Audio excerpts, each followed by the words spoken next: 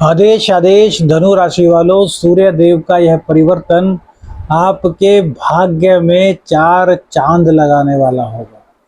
भाग्य आपका एकाएक उज्जवल हो जाएगा। पिता की सेहत में यदि कोई दिक्कत थी तो पिता की सेहत सही होगी। आपके शरीर में हड्डी संबंधित कोई विकार था तो वह विकार दूर होगा। चेहरे पर आपके नूर आएगा। ओरा पावर आपकी इस गोचर काल के दौरान काफी स्ट्रोंग रहेगी। भाग्य का साथ कदम कदम पर आपको मिलेगा। छोटे भाई बहनों की मदद करने का जहां सुअवसर आपको प्राप्त होगा, वहीं धार्मिक और व्यावसायिक छोटी बड़ी यात्राएं आपकी इस गोचर काल के दौरान होना संभव है। यदि थोड़ी भी अच्छी दशाएं आपकी कुंडली में चल रही हैं तो यह गोचर आपको अत्यधिक लाभ देने वाला होगा। देखिए, धनु राशि ने पहले 7.5 झेली, उसके बाद भी अब लगभग 1 साल बीतने को हो गया, 1 साल से भी ज्यादा ही हो गया, लेकिन धनु राशि वालों को सुख नहीं मिला। अब तक लगभग 8.5 साल का समय आपको हो चुका है कि आप दुखों के साए में जी रहे हैं, लेकिन इन दुखों के साए में हल्की सी उम्मीद सूर्य देव आपको दिला रहे हैं। और सूर्य देव से कैसे आपको प्राप्त करना है यह आपको बताएंगे एक दिव्य उपाय में।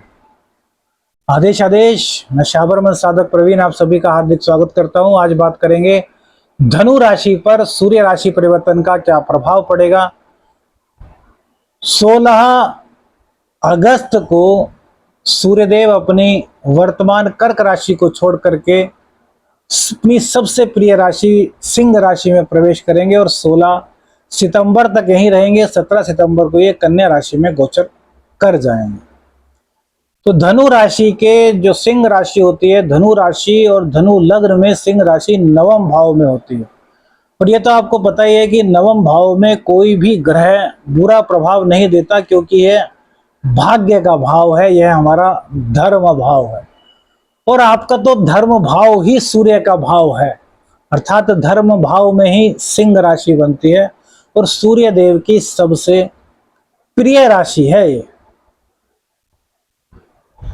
तो सूर्य देव अपनी प्रिय राशि में जाकर के किस प्रकार से आपके जीवन में सुख समृद्धि लाएंगे, इसको समझना आवश्यक है।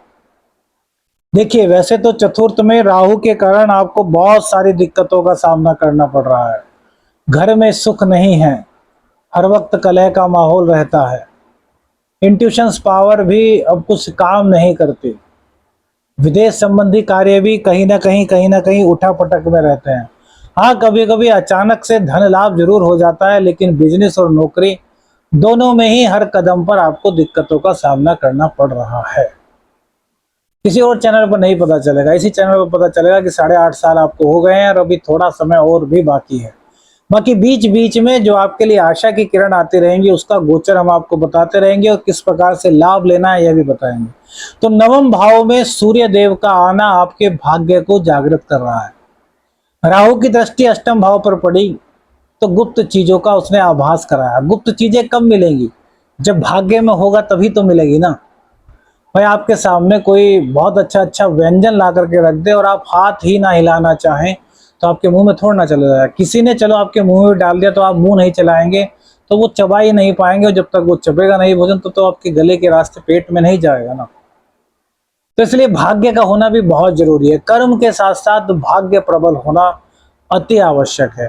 तो यहाँ पर सूर्य देव के बैठने से आपका भाग्य प्रबल हो रहा है, और भाग्य के प्रबल होने के चलते अब आपके जो कार्य अटके हुए थे, जो कार्य राहु की वजह से नहीं बन रहे थे, वो कार्य बनने शुरू होंगे। पिता का सपोर्ट आपको इस वक्त बहुत ज्यादा मिलेगा। पिता और माता दोनों का आशीर्वाद सुबह शाम दोपहर लेना अनिवार्य से भी 1000 गुना अनिवार्य है, इस बात को समझना होगा। सूर्यदेव पिता के कारक हैं और माता चंद्र। तो सूर्य और चंद्र का आशीर्वाद आप सुबह दोपहर शाम रात ले रहे हैं, तो यार कौन सा ग्रह आपका कुछ क्या बिगाड़ सकता है। कहते हैं माता और पिता जिनको इनकी छत्र छाया मिलती है, वहां ग्रहों का दोष अपना प्रभाव नहीं दिखा पाता।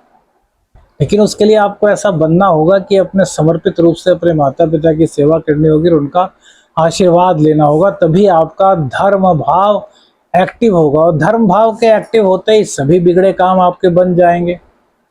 छोटी मोटी धार्मिक और व्यावसायिक यात्रा भी इस गोचर काल के दौरान आपकी होने की संभावना पूर्ण रूप से है। यदि आपकी कुंडली में थोड़ी सी भी अच्छी दशाएं चल रही होंगी ना, तो यह यात्राएं बहुत सफलदायक होंगी, मील का पत्थर आपके जीवन के लिए, आपके कैरियर के लिए साबित होंगी। अब शनिदेव आपके थर्ड हाउस में बैठे हैं, जो कि वक्री होकर के आपको लाभ पहुंचा रहे हैं, क्योंकि चतुर्थ का भी फल दे रहे हैं और सेकंड हाउस का भी फल दे रहे हैं। अब सूर्य और शनि आमने सामने हो गए, सूर्य शनि को देख रहे हैं, शनि सूर्य को देख रहे हैं। तो शनि की दृष्टि जब सूर्य देव की राशि पर पड़ेगी तो ये भाग्य को और उज्जवल करने वाली होगी। जरूरतमंदों की आपको सहायता करनी है, जरूरतमंद लोगों से बहस नहीं करनी, रिक्शा वाले ठेले वाले इनसे बहस नहीं करनी। हमने देखा है बहुत से लोग बात नहीं करते हैं, होटल में जाएंगे तो वहाँ वेटरों को 500 रुपये टिप दे देंगे, और रिक्शा वाला बेचारा उसने 50 की जगह 60 रुपये मांग लिए तो उससे माँ बहन की करने को तैयार कर देते हैं। यह अच्छा नहीं भैया, वो मेहनत कड़ी मेहनत करके कमा रहे हैं, हमारा फर्ज है कि हम उनको जितना उनका पारिश्रमिक बैठता है उससे भी थोड़ा सा अधिक दें, क्योंकि वो शनि का प्रतीक है। आप शनि को खराब कर रहे हैं तो फिर कहाँ जीवन की जंग जीत लेंगे। बड़े बड़े लोग होते हैं ना, आपने देखा होगा, वो टैक्सी वालों को, रिक्शा वालों को, रेड़े वालों को पैसे ऐसे ही दे देते हैं जिनका समय अच्छा होता है, और जिनका समय बेकार होता है वो बड़े बड़े अरबपति हमने देखे हैं, गाड़ी से उतरता है और 50-50, 10-10, 20-20 रुपये को लेकर रेड़े वालों से लड़ना शुरू कर देते हैं। तो उनका विनाश काल निकट आने वाला होता है, और जो इन लोगों की सेवा करते हैं उनका शुभ समय निकट आने वाला होता है या शुभ समय चल रहा होता है। तो इन बातों को आपको समझना है। सूर्य और शनि एक दूसरे को देखेंगे तो छोटे भाई बहन आपको परेशान कर सकते हैं मदद करने के लिए, तो उनसे परेशान मत होइए, उनकी मदद कीजिए। जरूरतमंदों की सहायता करने से शनिदेव हमेशा प्रसन्न होते हैं, शनिदेव का आशीर्वाद मिलता है। और इस वक्त गोचर में सूर्य और शनि आमने सामने हैं, तो जितने धार्मिक कार्य करेंगे, जितने जरूरतमंदों की सहायता करेंगे, कोड़ियों की सेवा करेंगे, दीन दुखियों की सेवा करेंगे, उतने ही शनिदेव आपके मजबूत होंगे और आपकी आत्मा पवित्र होगी। क्योंकि दान पुण्य करने से किसी और को आनंद आए ना आए, आपकी आत्मा को आनंद आता है। यकीन नहीं तो आजमा करके देखिए, किसी भूखे को रोटी खिला करके देखिए, आपके आसपास के खड़े लोगों को कुछ फर्क नहीं पड़ेगा, लेकिन आपको इतना आनंद आएगा जब वो दुआ देगा कि यार पता नहीं क्या कर दिया, पता नहीं कितनी बड़ी लॉटरी लग गई यार, मैंने आज एक ऐसे व्यक्ति को खाना खिलाया जो कई दिन से भूखा था। वो आनंद आपके शरीर का आनंद नहीं, वो परमात्मा का आनंद है, क्योंकि उसको आत्मा फील करती है, और आत्मा के कारक ही तो सूर्य देव हैं। तो आत्मा को उसका भोग दे दो और जो तुम्हें चाहिए वो ले लो। बोल दीजिए जय बाबा गुरु गोरखनाथ। इसके बावजूद भी यदि कुंडली में सूर्य नीच के हैं, सूर्य देव का अच्छा प्रभाव नहीं मिल रहा, तो भैया 5 माला कम से कम रोजाना गायत्री मंत्र की करनी शुरू कर दीजिए। पितरों के निमित्त, क्या सूर्य नीच के होंगे तो कहीं ना कहीं पितर तो आपसे रुष्ट है ना, ग्रहण दोष बना है तो पितर तो रुष्ट हैं, प्रेत योनि में है या फिर रुष्ट हैं। तो गायत्री का पाठ पितरों के निमित्त करना आपके घर में सुख समृद्धि ला देगा। 5 माला कम से कम कीजिए भैया, और ज्यादा तो आपकी मर्जी, जितना चाहे उतना कर लें, किसी और से मत कराइए, खुद कीजिए।